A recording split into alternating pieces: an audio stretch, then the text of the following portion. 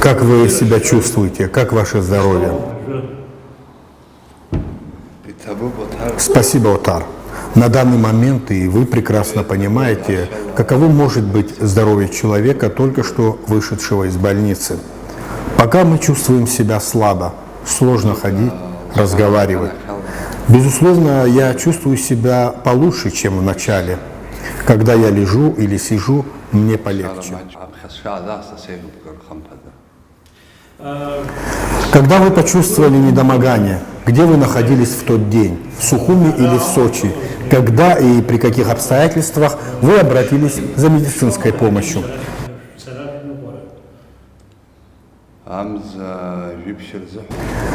14 апреля Аслан Бжаня находился в Москве. Было воскресенье. Он позвонил, чтобы мы его встретили в аэропорту Адлера. В тот день на служебной машине в 12 часов мы уже были на российско-абхазской границе. Вторая машина ждала уже в Адлере. Там мы с Ливаном взяли такси и поехали в Адлер. Далее мы позвонили Аслану Бжане, и он сказал, что мы его дождались в сочинской квартире.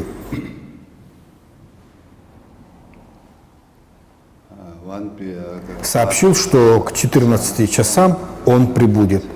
Мы ждали его в сочинской квартире. Он приехал к вечеру около 18 часов. Мы встретились с ним, поздоровались. Он был в бодром и приподнятом настроении. Мы никоим образом не заметили в его состоянии чего-то нездорового. И он, и мы чувствовали себя хорошо, нас абсолютно ничего не беспокоило. Вы ничего не заподозрили? Нет, Аслан Георгиевич, как и всегда, был в хорошем настроении. Мы сидели долго, до полуночи, разговаривали, потом пошли спать. На второй день я у него спросил о планах, едем ли мы в Абхазию или остаемся в Сочи. Он сказал, что у него пара встреч в Сочи, где-то в 11 и в 12 часов, после этого, возможно, и уедем домой. Он не уточнил время.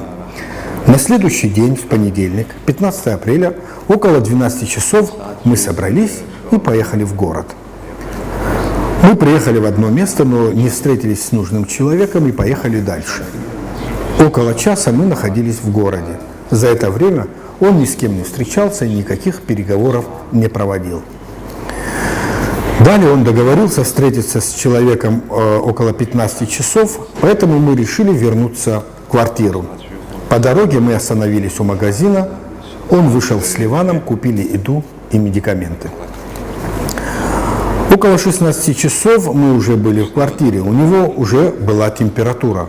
Измерили температуру, он начал пить лекарства и сказал, если мне к вечеру полегчает, мы, возможно, поедем в Абхазию. Но ему становилось хуже. Начало болеть горло, стал кашлять. Когда мы его увидели в таком состоянии, решили не спешить, так как срочных дел не было. Запланировали ехать на следующий день. Так и сделали. Ночью мы остались в сочинской квартире. На следующий день, во вторник, около 10 часов встали. Он тоже. Было заметно, что уже себя чувствует он неважно. К обеду мы уже стали замечать, что голос изменился. Вначале хотели повезти его в больницу, но не стали из-за обычного, как нам показалось, гриппа ехать туда. Мы дали ему чай с медом, лекарства. Около 17 часов он сказал, что поедем в Сухум. Мы приехали на границу. Дело было к вечеру, около 19 часов. По дороге говорил мало, иногда приглушенно. Мы заехали по дороге к его родственнику в Гудауту. Он хотел его увидеть. К полуночи мы уже были в Сухуме. Нас было несколько человек, так как нас встречали коллеги. Поздоровались, и он сообщил, что дня 2-3 будет лечиться, и дал нам выходные. Мы разошлись. На следующий день мне позвонили ребята, чтобы к 12 часам собраться у дома Аслана Георгиевича. Вначале я подумал, что он быстро выздоровел. И не то, чтобы у меня были сомнения, но уже ребята собрались у него. К тому времени речь у него уже была непонятная, голос приглушенный. Я сел за руль, он сел назад. Нас сопровождала еще одна машина. Я чувствовал к тому времени себя как обычно, без каких-либо изменений в состоянии здоровья. В районе вокзала он начал мне что-то говорить, объяснять, но я не разобрал. Я остановился. К нам пересел сотрудник из второй машины. Он написал то, что хотел сказать, и показал на телефоне. Мы вернулись в город. В городе он встретился с человеком. Я вышел из машины, и, как я понял, они переговорились с помощью телефона. Он писал: «Я больше не смог сесть за руль. Стал чувствовать недомогание. Не то, что у меня что-то болело, начал просто слабеть, силы покидали меня. И я пересел в другую машину. Мы доехали до границы. По дороге все звонили и спрашивали о его самочувствии. Я границу не переходил. Было уже 17 апреля. Ребята поехали с ним. Его повезли в сочинскую больницу, а мы вернулись в Сухум. По возвращении домой я почувствовал, что мое зрение ухудшилось, особенно левый глаз. Видеть я видел, но очень расплывчато. Измерили температуру и давление. Все было в норме. Конкретно ничего не болело. Силы стали меня покидать. Но не кашлял, температуры высокой не было. Через 2-3 дня, 18 апреля, Аслана Бжаня перевезли в Москву ввиду того, что в Сочи не смогли установить его точный диагноз. Как нам стало потом известно, московские врачи сначала предположили, что у Аслана Бжаня серьезная простуда. Я связался по телефону с Ливаном, спрашивал о его здоровье, но оказалось, что и он чувствовал недомогание. Он предположил, что у него простуда. Голос пропал 19 апреля. Как сказал мой друг, когда мы расходились во вторник, у меня уже появился кашель. Я предположил, что у Аслана Георгиевича был грипп, и я от него заразился. На следующий день я не выходил из дома, принимал лекарства от простуды. 19 апреля утром у меня полностью исказился голос. Меня сложно было понимать. В субботу стало еще хуже.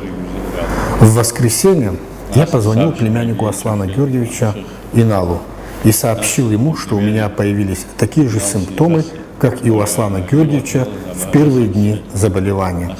У меня речь исказилась, так же, как и у него. И нам сказали срочно собраться и выехать в Москву.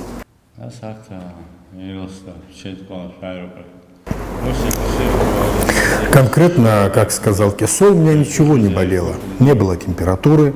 Когда что-то конкретно болит, это проще.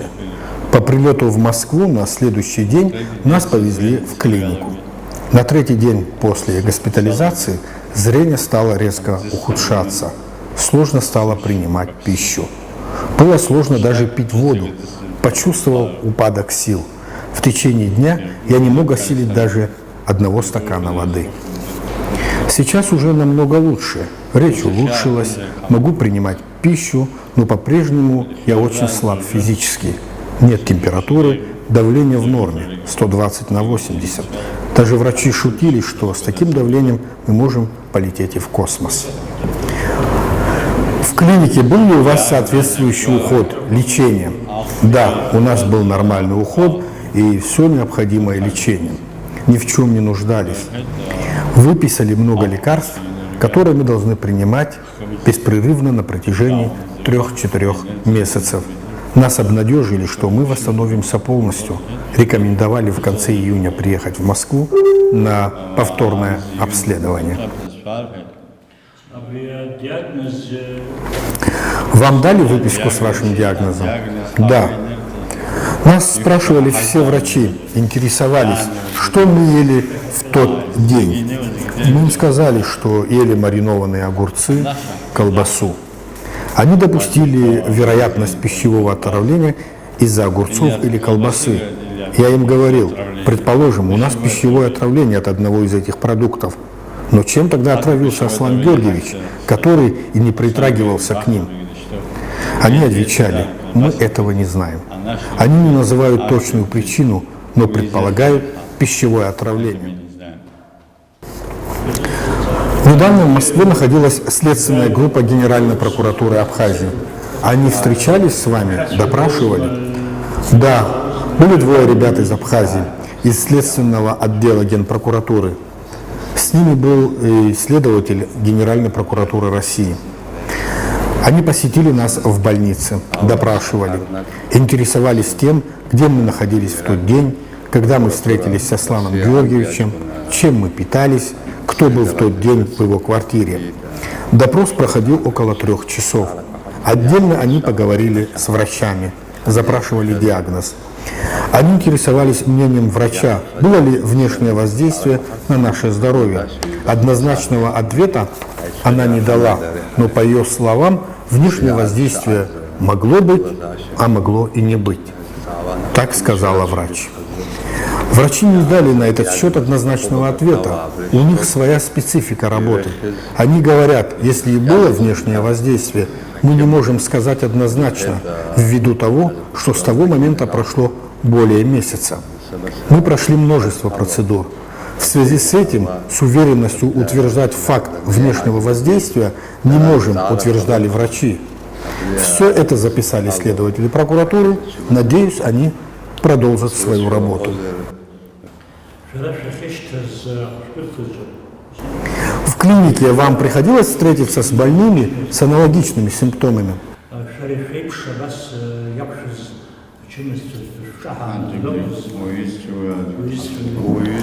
В больнице было много больных.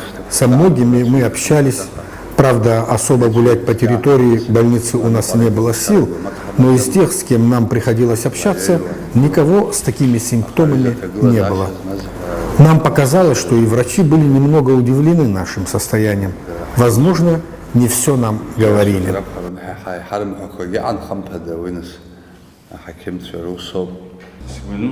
Лично мое мнение, мы отравлены. Кто не верит, пусть это будет на его совести. Я спросил у врача, если это пищевое отравление, должно ли быть расстройство желудка?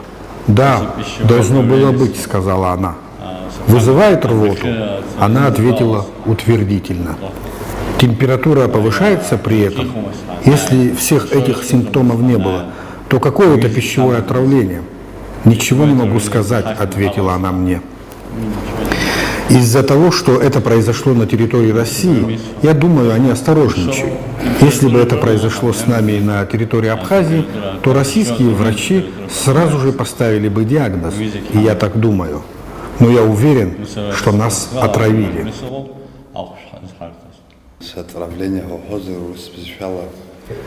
Если это пищевое отравление, оно сопровождается характерными симптомами – температура, рвота, расстройство желудка, чего у нас не было.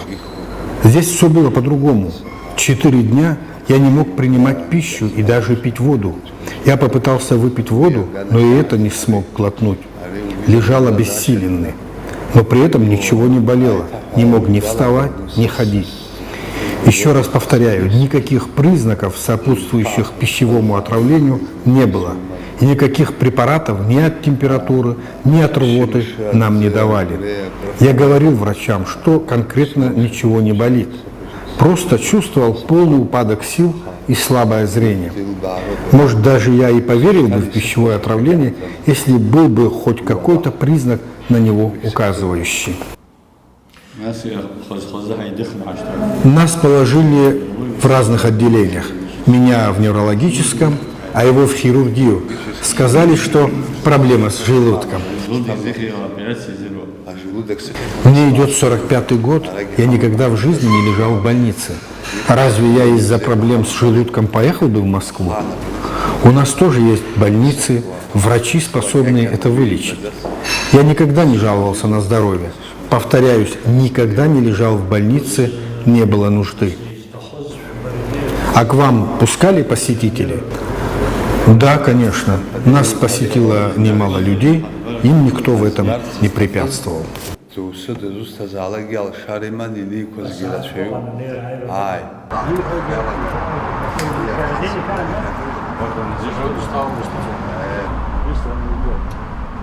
Так. Все восстановится. Главное, Сейчас нормально. Кушать можно, жить можно. тряпка